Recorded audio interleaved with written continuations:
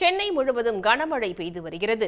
தாழ்வான இடங்களில் தண்ணீர் தேங்கியதால் வாகன ஓட்டிகள் அவதிக்கு ஆளாகினர். இது பற்றிய கூடுதல் தகவல்கள் தருகிறார் செய்தியாளர் மணிவர்மன்.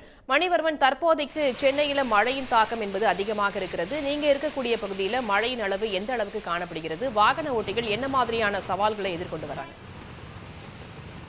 சென்னையில் பல்வேறு இடங்களில் கனமழை வெளுத்து வாங்குகிறது. குறிப்பாக தென்கிழக்கு வங்கக்கடல் பகுதியில் உருவான காற்றழுத்த தாழ்வு பகுதி காற்றழுத்த தாழ்வு மண்டலமாக வலுப்பெற்றுள்ளதால் சென்னையில் காலை முதலே வானம் இருண்டு குளிர்காற்று வீசி வந்தது. இந்நிலையில் ஆரம்பத்தில் சென்னையில் பல்வேறு இடங்களில் லேசான முதல் மிதமான மழை பெய்ய தொடங்கியது. குறிப்பாக திருவொற்றியூர், தண்டாரப்பேட்டை, வண்ணாரப்பேட்டை, மணலி பகுதிகளில் காலையில் லேசான மழை தொடங்கியது.